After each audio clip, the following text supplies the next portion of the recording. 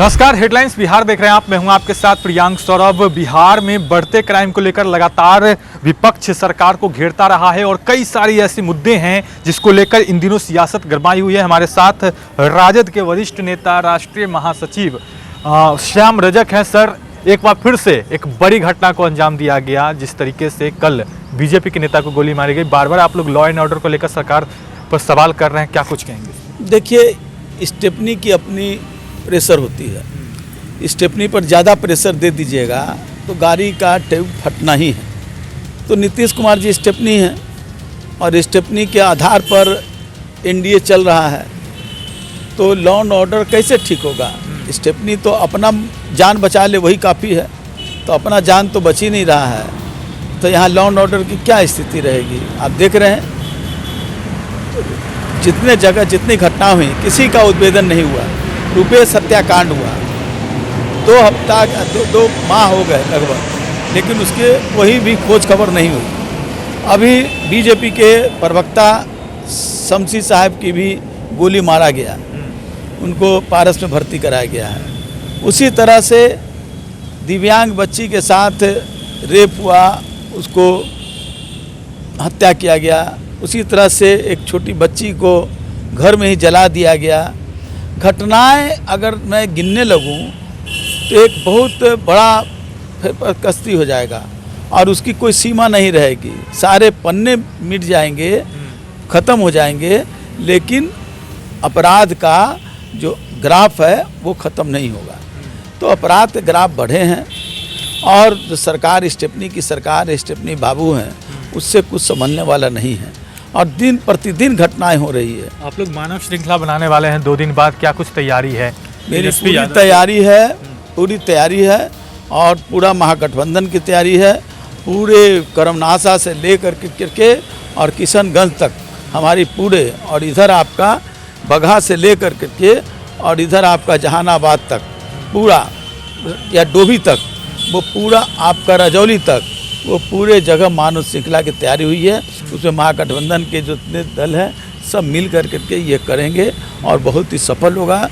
12:30 से 1 बजे तक 30 तारीख को गांधी जी की पुण्यतिथि पर हम लोग, वही पुण्यतिथि शहादत दिवस हुआ, उसी दिन हम लोग ये करने जा रहे हैं। जो किसान बिल आया है, वो किसान बिल के तीनों बिलों के विरोध में हम लोग खड़े हैं और MSP का कानून बने, ये सवाल पर हम लोग, किसानों के सवाल को लेकर के हम लोग मानव श्रृंखला बनाएंगे। इसको लेकर जो दिल्ली में हुआ, उस मामले पर क्या कहेंगे? जो कहा जा रहा है दिल्ली में जो लाल किला पर हुआ वो शर्मसार किया है, लेकिन कहीं ना कहीं सरकार के द्वारा प्रायोजित कुछ लोग, जो लोगों पर FIR भी नहीं हुआ, कौन है जो 2 लोग, सदाना और वो एक और, दोनों लोगों को जो झंडा फहराया अपना धार्मिक झंडा, दीप संधू और सदाना, ये लोगों को क्यों नहीं पुलिस पकड़ी? पुलिस मुख्य दर्शक बनी रही। ये तो किसान आंदोलन को बदनाम करने की साजिश की गई है और किसान के लोग कभी भी दीप सिंधु को मंच पर नहीं बैठने दिया, मंच पर जाने नहीं दिया, सदाना को मंच पर जाने नहीं दिया। पुलिस चुपचाप देखती रही, वो ब्रॉडकास्टिंग करते रहा दीप सिंधु अपने ट्रैक्टर से, और वो कैसे घुसा ये पुलिस का काम था। ये तो किसान आंदोलन किस तरह बदनाम किया जाए और देश को कैसे तोड़ दिया जाए। एक समय और कोशिश हुई थी, लेकिन हम फिर कह रहे हैं कि जब देश में लोगों का दिल टूटेगा तो देश टूटेगा, और ये साजिश की जा रही है। हम पूछ रहे हैं, जब जयपुर में हाई कोर्ट में भगवा ध्वज फहराया गया था, उसके खिलाफ कोई लोग क्यों नहीं बोले? क्यों नहीं बोले? वो कौन लोग थे? वो आतंकवादी थे कि कौन लोग थे? उसी तरह से मंदसौर में मस्जिद पर भगवा ध्वज फहरा दिया गया, वो कौन लोग थे?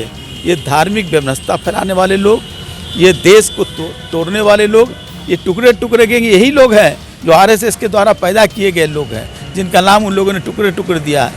जो लोग कहते हैं कि टुकड़े टुकड़े, वो सब देशभक्त हैं। जो लोग हैं वो देश के लिए और देश के संविधान की रक्षा के लिए कर रहे हैं। टुकड़े टुकड़े को आप देशभक्त कह रहे हैं? टुकड़े टुकड़े उनका नाम दिया हुआ है। अच्छा। JNU में पढ़ने वाले लोग कहें कि सीतारमन जी हैं जो विदेश वित्त मंत्री हैं, वो टुकड़े टुकड़े गैंग के ही पढ़े हुए लोग हैं, वो भी देशद्रोही है, वो पहले स्वीकार करें। देशद्रोही को देशद्रोही हम कहेंगे। ये देश के पिता भारतीय जनता पार्टी की जो बड़ी संस्था रही है आरएसएस, वो देशद्रोही रही है। कब तक वो अपने आरएसएस के कार्यालय में कभी झंडा नहीं फहराया। हम बिहार की बात कर लें, आपका खरमास बिहार की बात क्यों? नहीं, खरमास देश में ही बिहार है। खरमास नहीं, बिहार की राजनीति की बात करें, बिहार की राजनीति की बात करें। खरमास के दौरान आप लोगों ने कहा कि हम बीजेपी के बहुत लोग, एनडीए के बहुत लोग आएंगे, लेकिन कल तो आप ही के पार्टी के नेता चले गए। हमारे पार्टी के नेता नहीं चले गए, वो कभी पार्टी से निकाल दिए गए थे। अच्छा। कोई लोग हमारी पार्टी के नहीं है, पार्टी में थे, पार्टी के सांसद थे, लेकिन उनको 3 महीना पहले उनको पार्टी से मुक्त कर दिया गया था। कुछ लोग इस्तीफा दे दिए थे 2 महीना पहले, तो उनको अब ऐसे लोगों को आप ले करके वो खुश हैं, तो वो खुश रहें, मुगलाते में रहें। हमको उससे कुछ कहना जाना नहीं है, वो इतने ही में खुश हैं तो खुश रहें, उनके खुश मुबारकबाद हो। लोग दावा कर रहे थे बहुत सारे लोग आने वाले हैं, मैं आज भी दावा कर रहा हूँ कि बहुत लोग आने वाले हैं। समय आएगा। खरमास खत्म हुए भी खरमास हम नहीं लेते। हम धार्मिकता के आधार पर और सिर्फ ये जो सकून और उपसकून के आधार पर नहीं चलते। हम राजनीति करते हैं। हमने पहले भी कहा था कि 28 की संख्या होगी तब हम विचार करेंगे।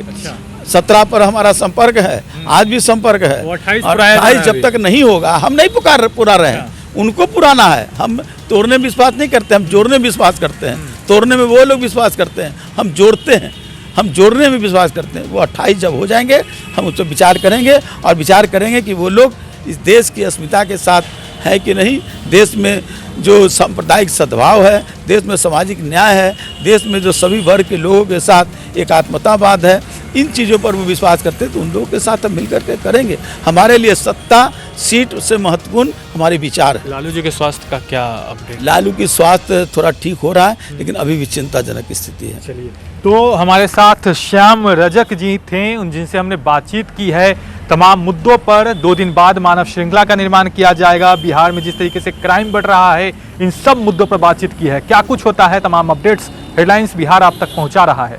अब बने हमारे साथ, आपका बहुत बहुत शुक्रिया।